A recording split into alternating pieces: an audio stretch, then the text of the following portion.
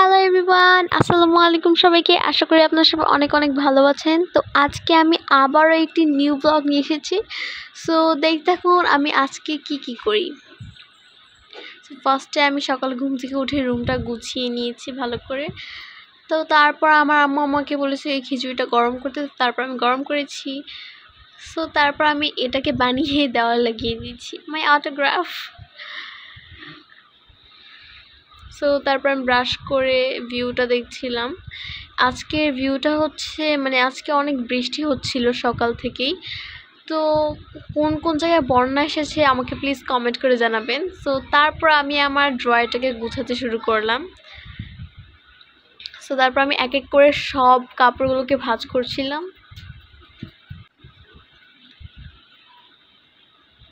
So আমার অল্প কয়েকটা আছে কাপড় ভাঁজ করার।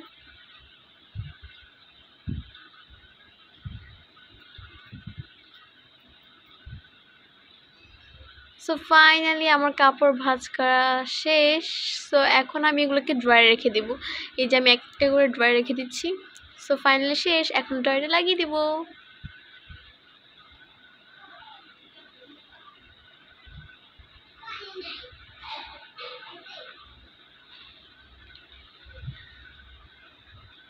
সো তারপর আবার বৃষ্টি পড়ছিল। আমি আপনাদেরকে বারান্দা যে ভিউটা দেখাই, চলুন দেখুন। বারান্দা গিয়ে ভিউটা তো আরো সুন্দর লাগছিল। ফুল গাছগুলোকে ভিজা ভিজা লাগছিল, অনেক সুন্দর লাগছিল গাছগুলোকে। অ্যান্ড মাই ফেভারিট গাছ।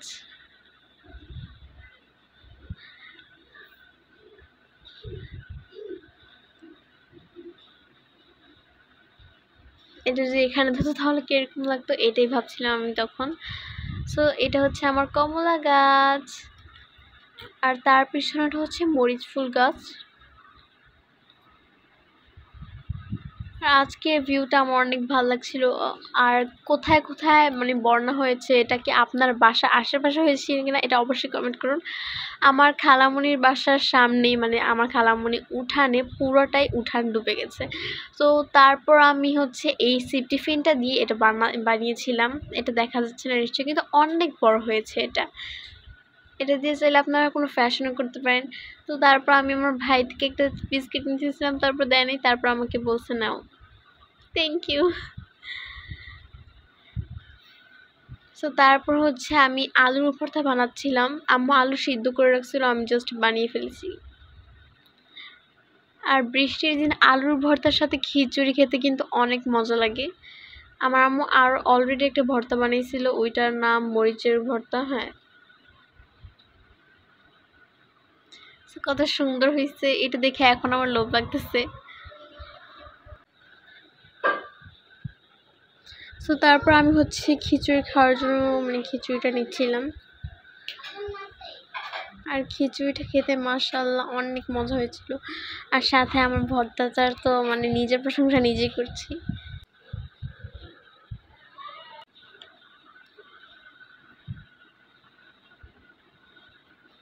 সো তারপর আমি হাত ধুয়ে নিচ্ছি। আর আম্মুর একটু মরিচের ভর্তা দিয়ে তারপর আমি খেয়ে নিব। আর খেতে মাশাআল্লাহ অনেক মজা ছিল।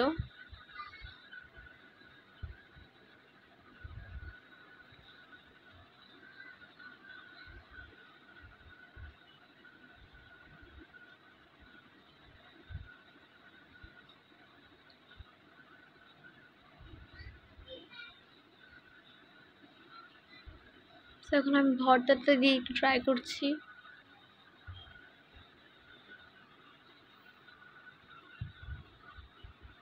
সো ভর্তাটা খেয়ে আমার অনেক ঝাল লাগলো, তাই জন্য আমি আমার ভাইকে জোর করে বললাম যে কি প্লিজ একটু পানি এনে দাও।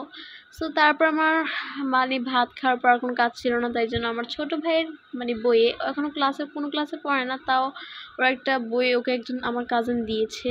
সো তারপর ওইটাতে আমি আঁকাআঁকি শুরু করলাম। চলো এই মেয়েটারকেও কিছু এঁকে দিই। তারপর তাও মেয়েটার তো তাও ঠিক আছে, আর ছেলেটা আমার দেখে বেশি হাসি আসতেছে। বিকজ এটা ছেলেদের মেয়েদের ড্রেস ছেলে পরছে। আর এগুলোর চুলগুলোকে একটু ঠিক করে দিলাম। তো কেমন লাগলো অবশ্যই বলবা, আর যদি ভালো লাগে অবশ্যই ভিডিওটাকে লাইক করে দিও। সো তারপর আমি দুপুরে মানে ভাতটা খেয়ে নিলাম, মানে আমি পুরো পুরো মানে দুপুরটা মানে 1টা বাজ থেকে আমি পুরো ঘুমাইছি, তারপর ঘুম থেকে উঠে আমি ভাত খেয়ে নিয়েছি। সো মানে এই রুমটা পুরাটাই অন্ধকার ছিল, আমার বোন অন্ধকার করে রাখছে। সো এখন আমি পর্দাটাকে খুলে দিব। আর ভাত খাওয়া শেষে আমার আম্মু আমাকে একটা কাজ দিচ্ছে, সেটা হচ্ছে রুটি বানানো। তো তাওয়াটা গরম হয়ে গেলে মানে ফ্রাই প্যানটা গরম হয়ে গেলে আমি রুটিগুলোকে দিয়ে দেবো। ফার্স্টে জানালাটা খুলে নিই যাতে মানে রান্নার ঘরটা যাতে গরম না হয়ে যায়। সো রুটিটা সোজাই হতে যাচ্ছিল না, আর এখানে মানে ফ্রাই প্যানটা অনেক গরম হয়ে গেছিলো। আর তোমরা কোথা থেকে দেখছো অবশ্যই কমেন্ট করে বলবা। আর এটার গোল হয়নি, তাও কিছু হবে না, জাস্ট খেতে পারলেই হয়েছে।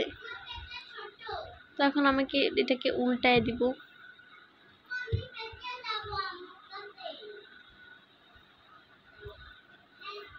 সো ফাইনালি আমার রুটিটা হয়ে গিয়েছে।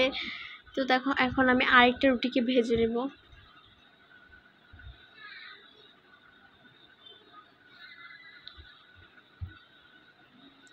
এটাও গোল হয় না আমি জানি, তাও জাস্ট খেতে পারলি। সো তারপর ফাইনালি আমার এই রুটিটা অন্তত ফুলছে, অনেক মানে আমি অনেক খুশি হয়েছি এই রুটিটা ফোলার কারণে। সো এখন আমি আমার ছোট ভাইকে দিয়ে এসেছি। সো এই ছিল আমার সকালের ব্লগ। তো তোমরা আমার রাতের মানে সন্ধ্যার বেলা ব্লগটা দেখার জন্য অবশ্যই কমেন্ট করো, আমি অবশ্যই ছাড়বো ব্লগটাকে। তো আজকের জন্য এতটুকুই, সবাই ভালো থাকে, সুস্থ থাকবো, আল্লাহ হাফেজ, বাই বাই।